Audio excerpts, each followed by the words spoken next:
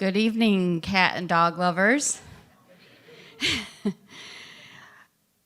And welcome to our fall exhibition in the middle of summer. My name is Tracy Glab, Executive Director of the Flint Institute of Arts Museum and Art School, also known as the Childless Dog Lady. It's a pleasure to welcome you to the members' preview of the exhibition, Pick of the Litter, Cats and Dogs in Art, which opens to the public tomorrow and is on view through January 5th, 2025. I want to say how much we appreciate all of you, our members, as well as if you brought a guest, because we did invite guests tonight in celebration of the fact that in July, the FIA found out that we achieved accreditation, that's a 10-year honor, from the American Alliance of Museums, the highest national recognition afforded to museums. Thank you. And we're really proud of that. My entire, the FIA team worked really hard to achieve that. So we are pleased tonight to host Sarah Kohn, FIA's Director and Curator of Collections and Exhibitions, and Rachael Holstege, FIA Associate Curator, to discuss cats and dogs in art. But first, and there's a lot of fun surprises inside the exhibition. We really leaned hard into the fun in our mission statement in this exhibition, and we did some things that we wouldn't normally do, but it was a lot of fun, and so I think you're going to be pleased by the surprises. But there's also some programming that is adjacent to this as well. One of them is Cat Video Fest, the world's #1 cat video festival. It's coming to Flint on Saturday, September 28th for 2 showtimes, 12 p.m. and 4 p.m. here in the FIA Theater. 10% of the ticket sales go directly to the Humane Society of Genesee County. And you can get tickets at the door or at our website. Yes, please.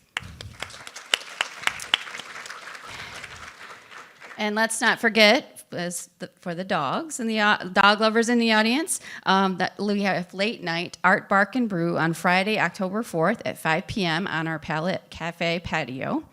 Full details can be found on our website or in your members' magazine.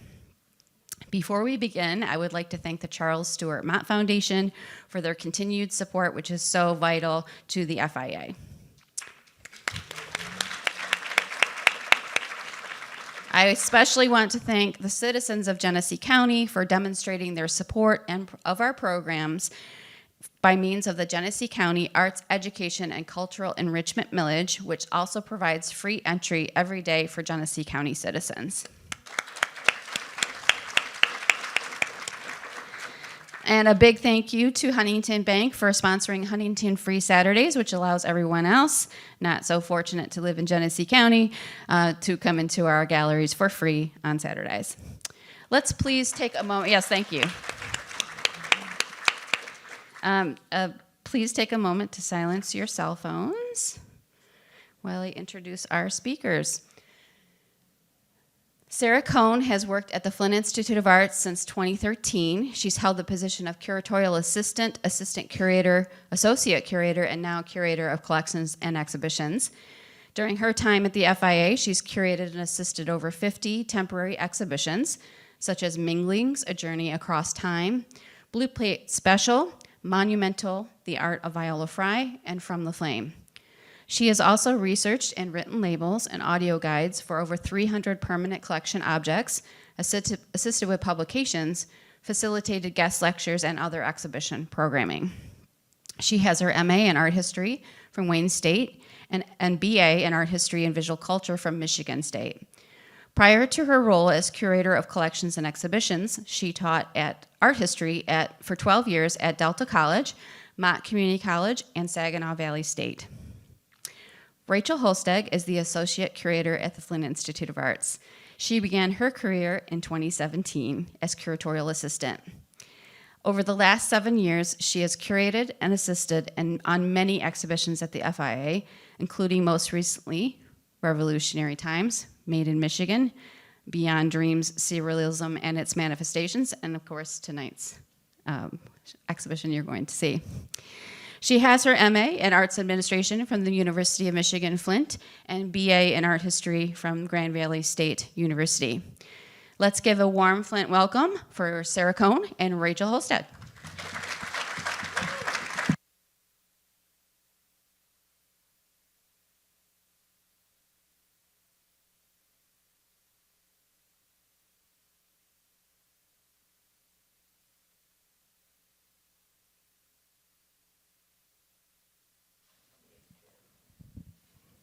Thank you, Tracy. Thank you for that introduction. But we thought we should also reintroduce ourselves with some incredibly important information, which is my name is Sarah Kohn. I'm a childless cat lady, and these are my 3 cats. We have Ripley, Finn, and Munch.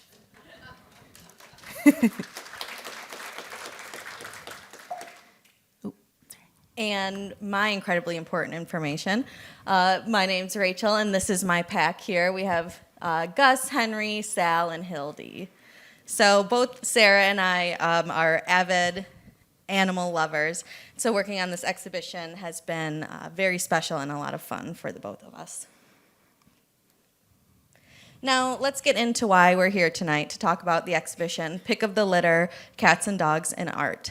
Tonight, you'll hear Sarah and I discuss sort of the planning of the exhibition, how we put it together, and as well as themes that you'll see through the exhibition. And to illustrate that, we'll use both artworks that you'll see tonight as well as famous artworks from art history on the screen. The exhibition features 63 artworks by 61 artists depicting our beloved cats and dogs. The exhibition begins with this ancient sculpture here on the left from Colima, Mexico, and the most recent exhibition, or the most recent painting on the right there, which is from 2024, of a Pomeranian named Cody. The exhibition highlights how across cultures, time periods, styles, and mediums, cats and dogs have been viewed and depicted, underscoring the unique bond and devotion between humans and their furry friends. So, Rachel, where did you get your inspiration for this show from? So inspiration for exhibitions come from a variety of sources. And when we're planning these exhibitions, we actually plan them 2 to 3 years in advance because of scheduling, logistics, and things like that. So a couple years ago, one of our board members actually mentioned that we had a lot of cats and dogs in art in the museum, in our collection. And we were not unfamiliar with that. We had done a couple exhibitions in our decorative arts gallery of animals in art, just general. But as we were going through the database, we saw that we had a lot that just depicted cats and dogs. And so that was really the starting off point. Emily, who's in our department, it was kind of her idea. And it was starting as a graphics show, so she was going to do that. And then we kind of realized we had so many works that we could do it in the large exhibition space. So tell us a little bit about the curatorial process. So with over 9,000 artworks in the FIA's collection, it can be kind of daunting on where to start. So really, I just started going through the database and pulled every single artwork that had a cat and dog in it. And that was around 150 artworks that we had. And so from there, I started thinking about different themes that I was seeing within this set of artworks, and also as I was looking into the history of the depiction of cats and dogs, what kind of themes overall did we see there? So that really allowed me to think more closely about what we were going to be seeing in the exhibition and take out objects that weren't going to reinforce what we were seeing. So in the end, I settled on 63 objects that fit these themes and also that fit the exhibition space. So in this exhibition, because of the way the gallery is laid out, we actually had the exhibition go chronologically rather than by these themes. So that way, I thought it would be great that we could see a visual progression of cats and dogs over 2,000 years, while also thinking about these greater themes. And that's how the exhibition came about. Wonderful. So as I was doing research about cats and dogs and our enduring legacy of pets, it led me to wonder what the first dog in art was. And it's very hard to say because there's so many artworks and cultures out there. But one of the earliest depictions of a domesticated dog can be found in the Bhimbekta rock shelters in India. And so these rock shelters date back to the Paleolithic period, over 100,000 years ago. And what's really significant about these is that the cave paintings that are within them. So they're cave paintings that show, daily life during this time. And there are 41 images within there of dogs. But there's one that you see on the right of the screen here of a man that has a dog on a leash. So that tells us that long, long ago, there was this relationship between dogs and humans in this domestic nature. So, being a cat person, I started to think, well, what is the first cat in the history of art? And like the images of the prehistoric dogs, we can't really say for sure what the earliest image of a cat is, but there are some really fantastic examples of early felines.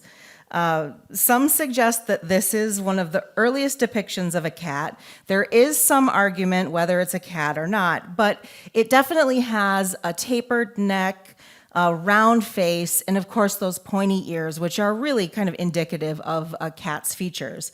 I'd also say it has kind of a quintessential cat expression, just kind of staring blankly at you. And I absolutely love it.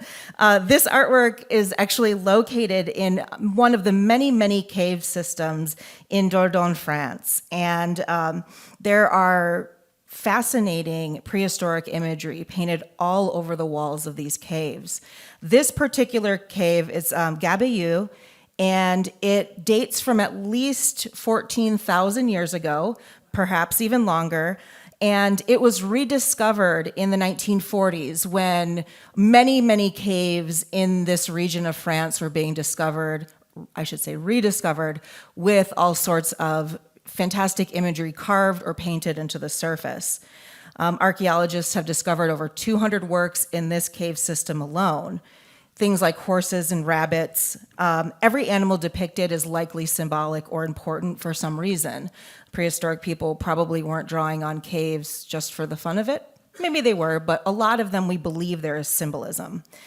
If this is in fact a cat, it would be the species known as Felis sivaritis, which is the species of small feline that occupied Europe at the time.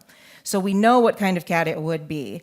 We don't know whether animals like this were companions, whether they were food, whether they were worshipped, or something else entirely. But we do know that artists often have reasons for why they create and themes. So my question for Rachael is, what kind of trends and themes did you see when you were researching this exhibition?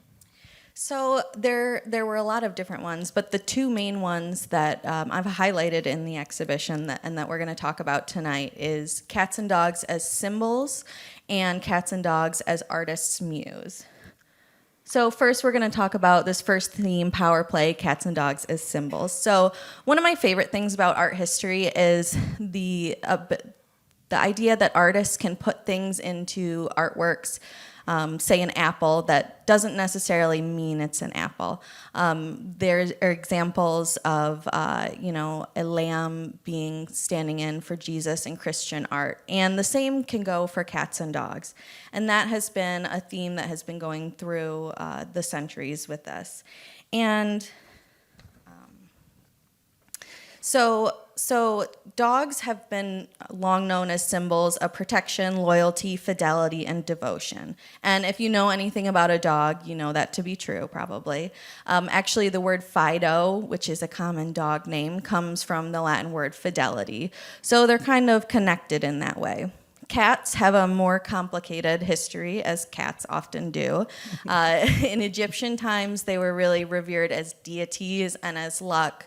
Unfortunately, through the years in the medieval ages, they kind of got a bad rep. They got known as bad luck, black cats, and now often we see them being identified with lust, trickery, and sometimes just evil in general, which if you have a cat, that might be true. So Sarah and I are now going to each give a couple examples of symbolism, cats and dogs taking on these symbols from art history as well as in the exhibition. And you may recognize this painting, and I reference it in one of the didactic panels in the exhibition, but it really is one of the most well-known paintings that has symbolic meaning in it.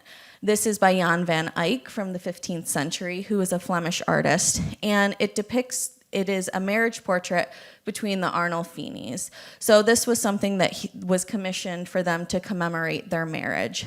And everything that is in the painting really reinforces the marriage and the relationship that these two would have. As far as from the color of her dress, the green, which could symbolize her hope of becoming a mother, or to show their wealth, because this type of fabric would be very expensive during that time. There's fruit behind them, and that can symbolize purity, innocence. But the thing that we want to talk about is this little dog that's situated between them, which is very significant. And the dog in this case symbolizes the fidelity, the devotion, and the strength of their relationship. So for Van Eyck to paint this to commemorate their marriage, it would be very significant that he include all of these different themes that reinforce the strength of their relationship. Now, this artwork you'll see in the exhibition.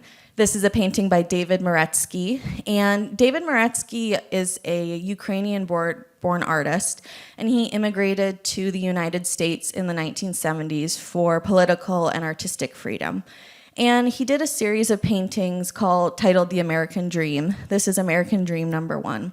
And as someone who came to the United States, he really was thinking about this sort of stereotypical American dream that we've all heard of. And he's represented that here with the stereotypical yellow Tudor house, the white picket fence, family with one daughter, one son, having a quintessential American barbecue. So everything in this painting, like the Arnolfini portrait, is reinforcing Maretsky's idea of what the American dream is. Now, the inclusion of the dog could simply be because Maretsky thinks every American has a dog, which is maybe half true.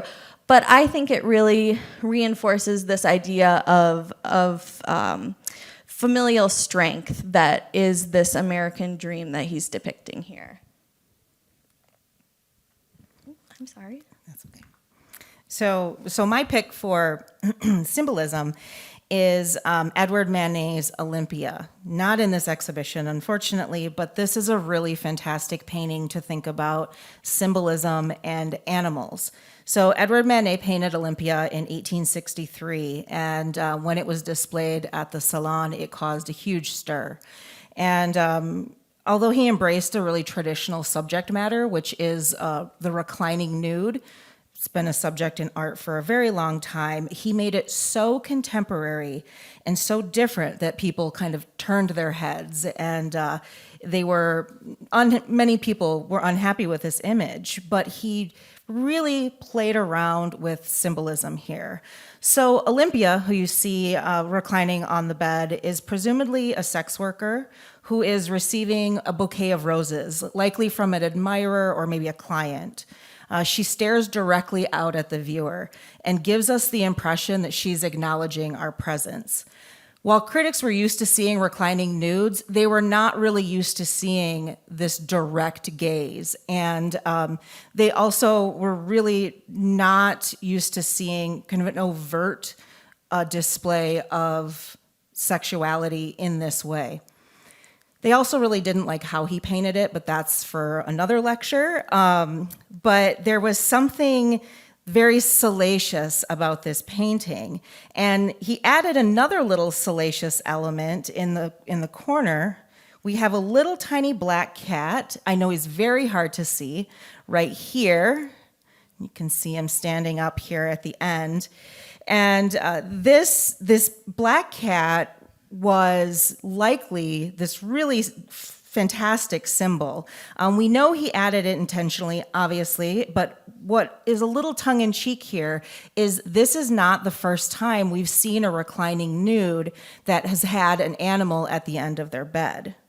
So more than likely what Manet is referencing here is this painting from Italian Renaissance painter Titian.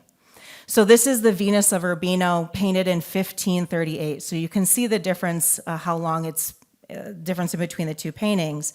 And in this depiction, we have again a reclining nude. She's described as Venus. So as opposed to Olympia, who has a name, we've got this generic name for a goddess. And she has a little dog down at the end of her feet. And dogs are often, as Rachel mentioned, signs of fidelity and loyalty. And by Manet incorporating a cat into his painting in a very similar position that we see this very famous, many people would have seen Titian's work by now. By him incorporating a cat as opposed to a dog, I think he did it tongue in cheek to kind of express something else, so symbolically. Cats can be seen as symbols of sexuality, which could relate to Olympia's occupation. It also may represent voyeurism and exposure. Cats are sometimes connected to that kind of peeping Tom. And we are the ones who are apparently kind of peeping in on this private moment. They're often described as the opposites of dogs. So if we think fidelity and loyalty in one, we must surmise that Manet intentionally wanted us to think about the other in this painting. In our exhibition, another kind of scandalous image with a cat. This is called Scandal and Tea. So cats have lived alongside humans for thousands of years, and they've come to symbolize many things. Rachel's mentioned a handful of them. They were goddesses and gods. They were seen connected to royalty. Sometimes they're considered aloof, mysterious, independent, disinterested. I'm just describing our cats.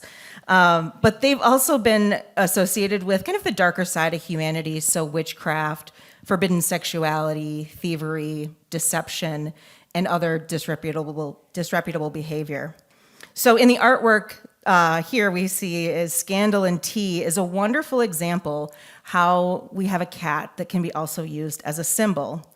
So the artist Eugene Gauguin has depicted three really well-dressed women kind of sitting around a circular table engaging in a lively conversation over tea. So two of them are kind of intently listening to the third one who's, she's gesturing. I can only imagine what she's talking about. The title leads us to believe that there is some sort of scandalous gossip that is being discussed. There is another member of this party, though. We have a fourth member off to the side, this little gray tabby sitting on a chair next to the humans, engaging perhaps in the gossip. He seems really engaged, or she seems really engaged in the conversation that the women are having, and even participating in the lunch with a little dish down at his feet. So this might symbolize kind of juicy information that's being spread.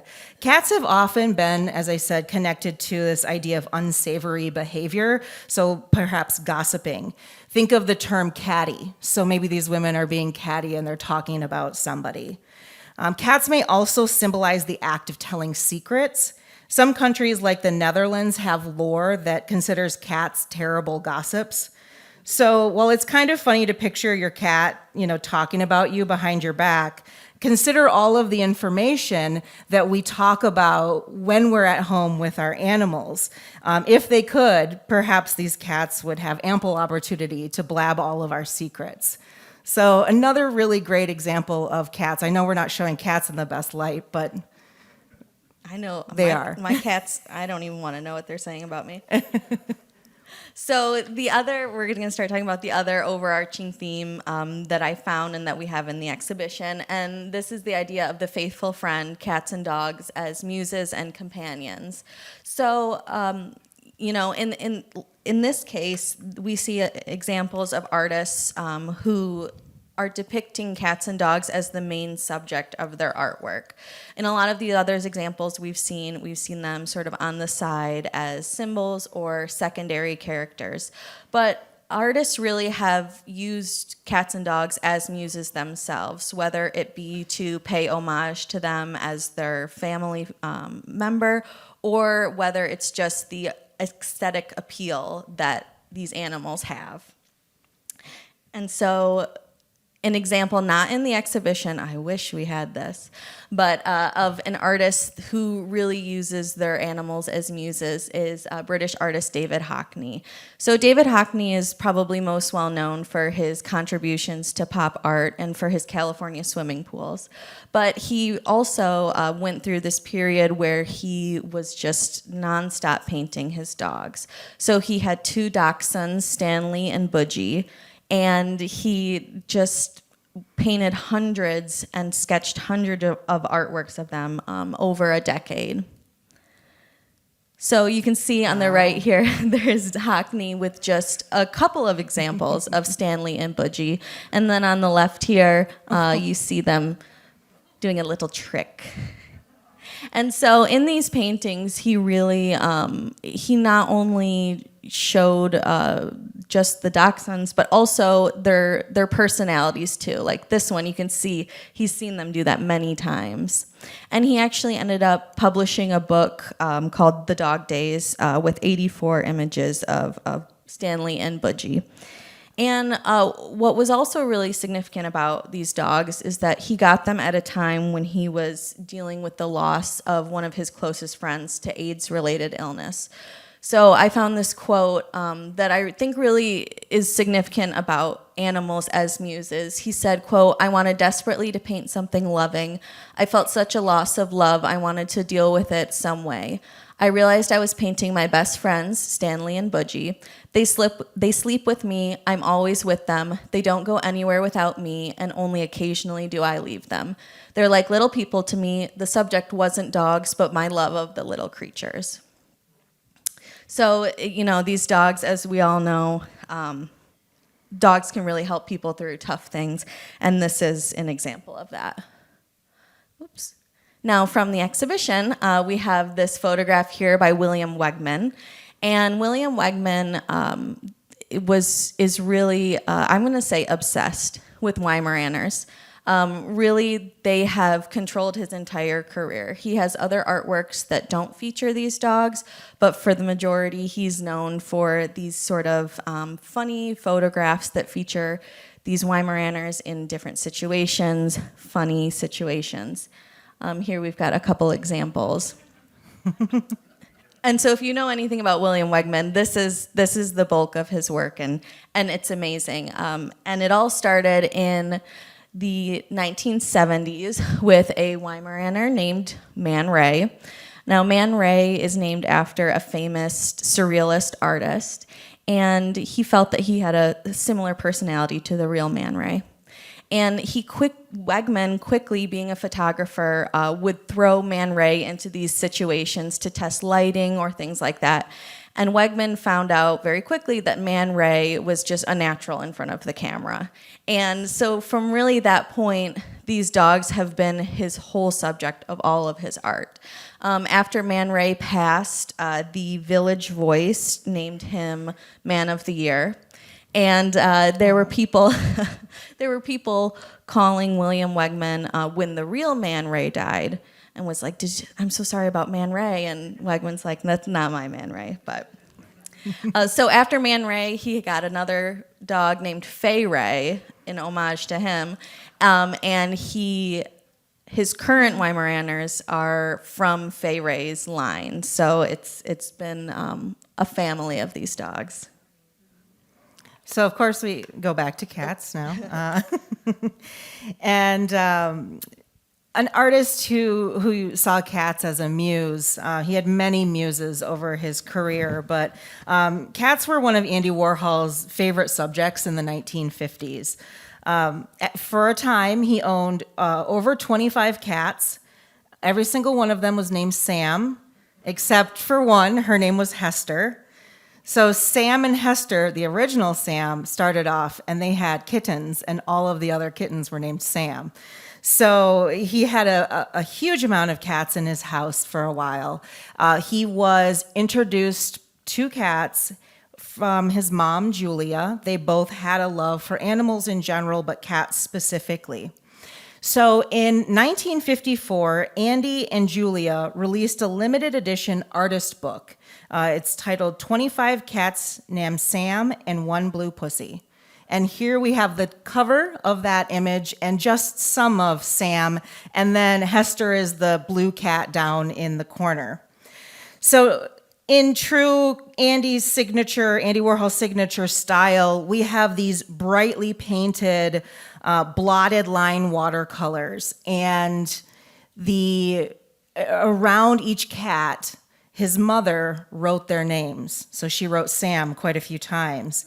And then when she was writing the title of the book, the cover page, she accidentally missed the letter D in named, so it's just name. And Andy, instead of having it recreated or to redo it, he said, "This is fine, I love it," which is true Andy Warhol style.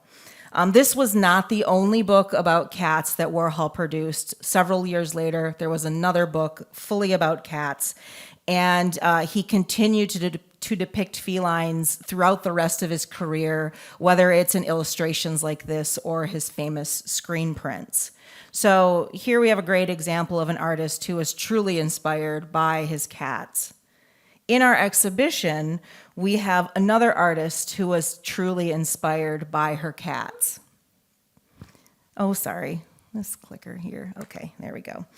So this is a drawing by Beatrice Wood. Beatrice Wood was affectionately known as the Mama of Dada, and she had a really robust career creating drawings, prints, and ceramics. So the photograph that you see on the right-hand side of the screen is, of course, Beatrice Wood with two of her giant ceramic cats. She was associated with the American Dada movement in the early 20th century, and she befriended artists like Marcel Duchamp and Man Ray, the artist, not the dog. And she really was inspired by the Dada movement, which had a lot of play in it. And to keep her motivated every day, she created drawings. So they were a daily practice that were kind of her vehicle to explore things like events in her daily life, her relationships, dreams, politics, and of course, cats. So we have two images of cats, an image of two cats here, and there are hundreds of works of art made by Beatrice Wood that depict cats, whether it's drawings or ceramics. And these are two, as you'll see when you get into the exhibition, at the very top, she even notes that these are two cats that were given to her. So Fleur gave me a present of two Manx cats. She had several, she considered herself really a cat lady, and she had several failed relationships, and she started to see herself as a spinster. Historically, spinsters and cats go hand in hand. According to a news article in 1880, so a while ago, I'll read you this quote. It said, "Old maids and cats have long been proverbially associated together, and rightly or wrongly, these creatures have been looked upon with a certain degree of suspicion and aversion by a large population of the human race." So talking about old maids and cats. So there was not the greatest connotation being a spinster or a crazy cat lady. But Wood really considered this, being a spinster with cats, as something that she was not going to be ashamed of. She embraced her bohemian and independent lifestyle and celebrated it daily with her cats and her artworks of cats. So Sarah, what are your favorite cats and dogs in our exhibition? So in our exhibition, sorry about that. I'm heavy-handed tonight, I guess. My favorite depiction of dogs in this exhibition would be Martin Hoffman's Andy Warhol and Archie Warhol Bunker. I'm a big Warhol fan in general, as you could probably tell tonight, but I really love that this painting shows a more private side of a very, very well-known artist who had a public persona that was probably very different than his private persona. So I want to talk a little bit about the two dogs in this painting. So on Andy's lap, we have Archie. So in 1972, Andy Warhol got a short-haired dachshund, and he named him Archie Bunker. He took Archie with him everywhere. One of Andy Warhol's friends notes, Andy took Archie to his studio, to art openings, and to Bellato's restaurant on Hudson Street. Archie was always in Andy's lap, eating bits of food that he was handed, and he was also carefully hidden under a napkin in case the restaurant's health inspector should come by. And so, he took him with him everywhere, and he also took him to press conferences. So Archie was Warhol's alter ego. He would deflect questions that he didn't want to answer to the dog, and Archie didn't really answer either. So it was just a wonderful relationship. And so he has his living dog on his lap, and in the back, we see another large dog. This is Cecil B. DeMille. And this is a large taxidermy dog, and he guarded Warhol's studio from 1969 to 1987. Warhol purchased him in the late 60s from an antiques dealer, and the dog, when it was living, it was born in 1921, born in Germany, came over to the United States. His actual name is Adore Tip Top, and he was a show dog. He actually won Westminster, and he died in 1929. And because he was such a wonderful specimen of a Great Dane, they ended up taxidermying him, and he became part of the Dog Hall of Fame at Yale University's Peabody Museum. So the museum closed in 1964, and so unfortunately we can't go to the Dog Hall of Fame today. But after the museum closed, he ended up in an antique shop, and the antique dealer decided he was going to try to get a little bit more fame from this dog. And so he claimed the dog was actually owned by filmmaker Cecil B. DeMille. Warhol believed this story, and he bought the dog and named it Cecil, and he paid $300 for it, and more than likely the antiques dealer made about a $290 profit. You can see this dog in the Andy Warhol Museum in Pittsburgh to this day, surrounded by a lot of the other things that Andy collected, which you can see in this painting. Martin Hoffman, the artist of this, was working as a furniture designer when he started to dabble in two-dimensional art.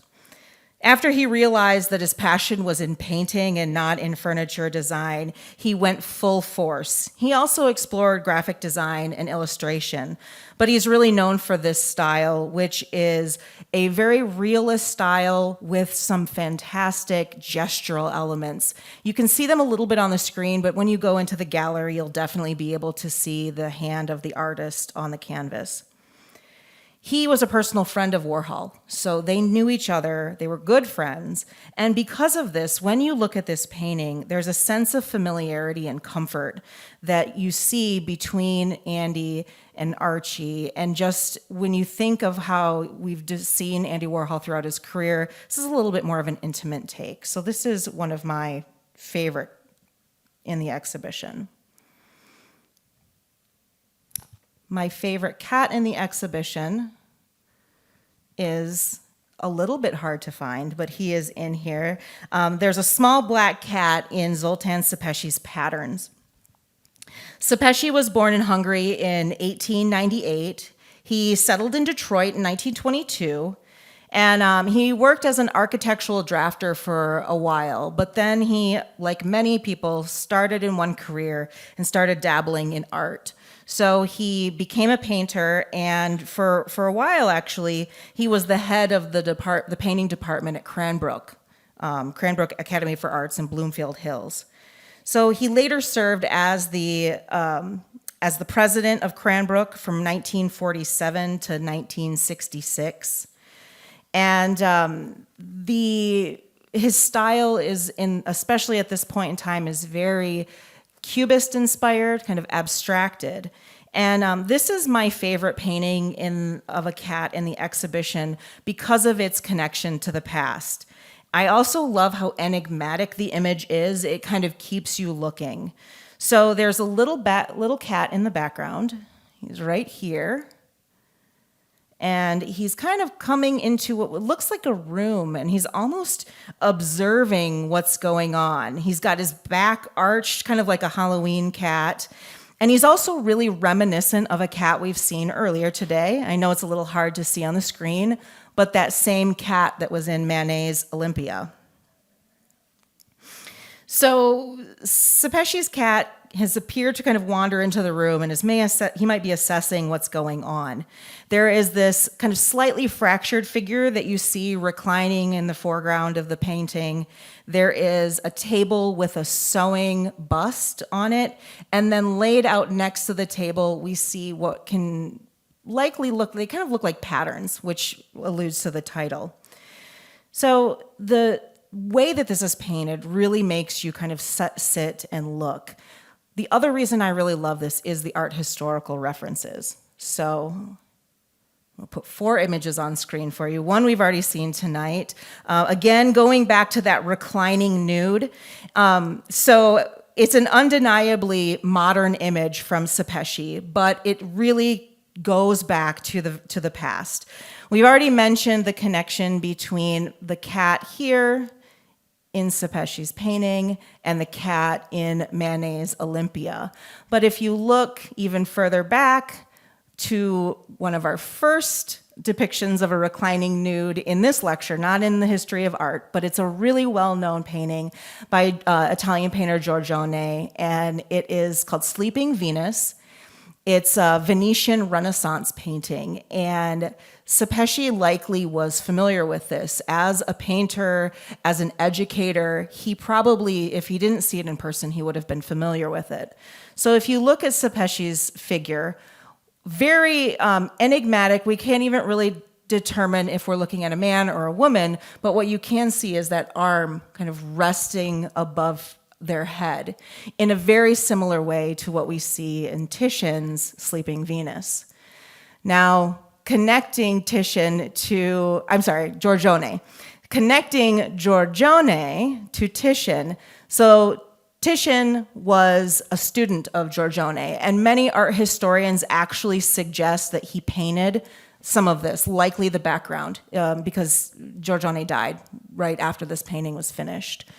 So we have this kind of full circle. We've talked about how this maybe has been inspired by this. This was inspired by the dog, and then we go all the way around in the circle. So when I look at something like Sepeshi's work, I really see the history of art in it. So that makes it one of my favorites in the exhibition. What are your favorites from not the exhibition? Do you have favorite cat and dog in history? I do have Oh, some I'm sorry. We're from talking about the exhibition, exhibition. Yes, we're still talking about Is the it exhibition. okay if I talk about this? Of course. Just kidding. So my favorite dog in the exhibition, so there are 2 dogs in this, but I like one in particular. So this is Dirk van Dalen. He's a Dutch artist, and he specialized in architectural paintings, which is what we're seeing here. And the dog that I like is the one on the left here, the one scurrying down these stairs. So what I find really interesting about this is Dalen, he did these architectural paintings, but none of them really have subjects other than people just walking through a courtyard usually. It's really about his precision and ability to make these architectural paintings. But what I found interesting about this is that it's hard to see here, but you'll be able to see it in the exhibition. There's actually an open door here, and there's 3 figures who are like huddled around a table, and it looks like they're sharing secrets or something. And I think that combined with this dog scurrying down, to me it seems like he stumbled on something that he wasn't supposed to see or hear, and he's going to tell perhaps his master or warn someone. My favorite cat or cats in the exhibition is this Aqua Tint by Deborah May Schimmer, and it features 4 cats in it. So first we have this very robust cat, which if you have a cat, that's a compliment. And that cat is sitting in what I'm guessing is an art gallery, because behind him on the wall there are 3 drawings of iconic imagery from art history that the artist has changed the figures and inserted cats into them. So this one in particular, this is based off a painting we'll see in a second called The Grand Odalisque, and he or she has titled it Catalisque. So she has taken these iconic images. So this is the one by Ingus, which is the Grand Odalisque, and we could connect it back to Sarah's reclining nude, but we won't go back into that. And then this one, the center is based off of the Portrait of Innocent X by Diego Velázquez. And last, I'm sure you all recognize this, is Whistler's The Portrait of His Mother. So the artist has inserted these cats into art history. It's hard to tell why. There's not a lot of information about this artist or this paint or this work. I like to think that it maybe is a comment on the art world or donors or patrons or things like that. I think of this cat maybe being a fat cat, you know, that term. But regardless, I thought this was great. And Sarah, what is your favorite cat not in the exhibition? So, yeah, there are so many fantastic cats and dogs in art. And we wanted to end today talking about our favorite cat and dog in just the greater scheme of art. And one of my favorite paintings of cats is Franz Marc's Two Cats, Blue and Yellow. So I've been fascinated with early 20th century German art since grad school. And Franz Marc was one of the artists that really grabbed my attention. And he studied theology initially, but then he decided to devote his life to painting. And he went to Paris in 1907, and he met artists like Picasso and Braque. But instead of going in the direction of those two artists who invented Cubism, he kept with these beautiful kind of curvilinear forms. And he became fascinated with animals, all sorts of animals. He studied their anatomy. He believed that they possessed almost a godliness. And he talks about the spirituality that he thought or he discovered while he's studying animals. He said he wanted to recreate them from the inside out.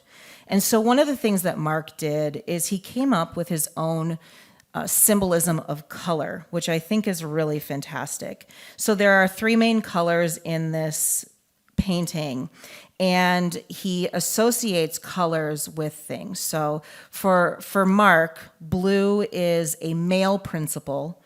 It is astringent and spiritual. Yellow is a female principle. It's gentle, happy, and spiritual. And red is matter. It's brutal, heavy, and it is always the color to be opposed and overcome by the other two.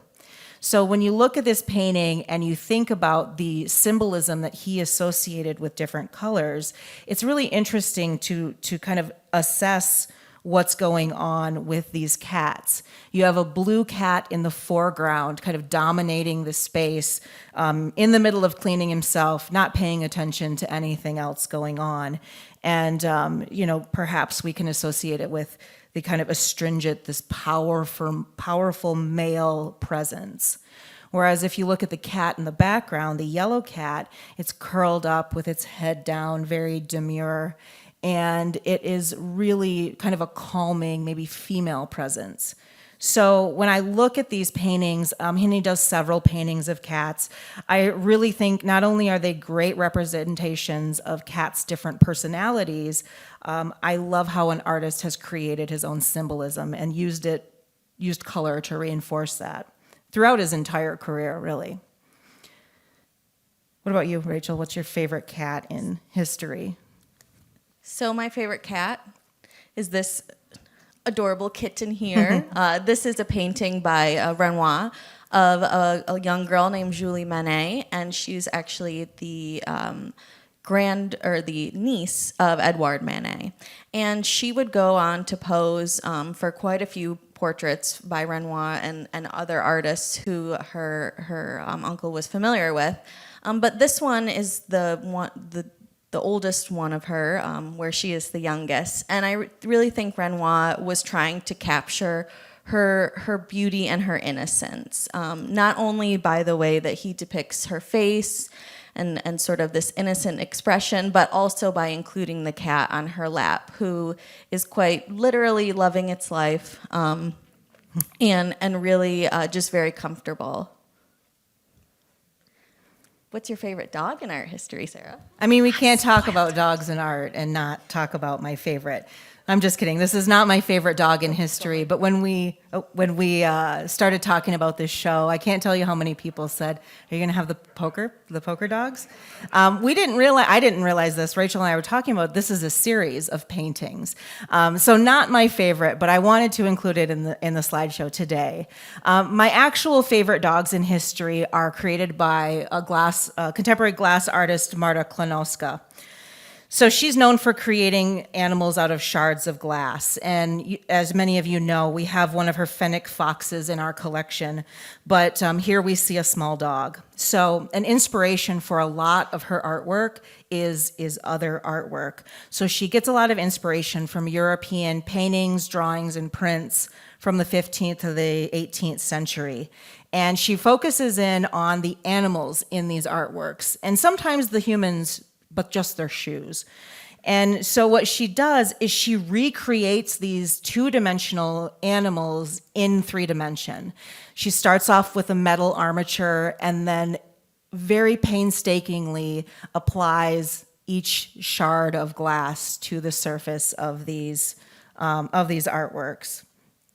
So she said about her paintings, I want to show you another one because it kind of relates to what Rachel talked about earlier today.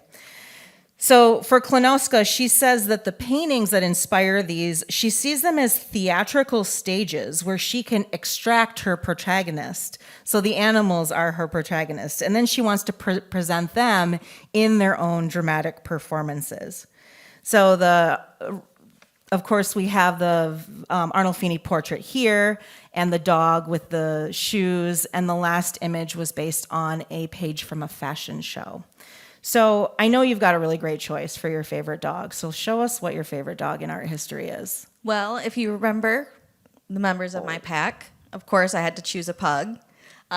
If you're part of the pug community, you might have seen this before. This is by a German artist, and this is Siegfried the pug. And it's just the most amazing painting ever. I mean, other than the subject that it's a pug, this idea that he's seated on this sort of velvety throne that is quite literally overpowering him, I think is just great. And the artist was not unfamiliar with pugs, so I think he was a member of the pug community. This is a painting that he did of his daughter 20 years before Siegfried, of his daughter with her pug. And so I think all of the examples that Sarah and I talked about tonight and all of the artwork that you'll see in the exhibition just really reinforces this eternal bond that we've had with our pets, not only as humans, but also artists who are also humans, but that artists have had this enduring legacy of cats and dogs. And we really hope that you enjoy the exhibition. There's a lot of fun things like Tracy mentioned in there. And we hope you come back and bring your friends. And that's all.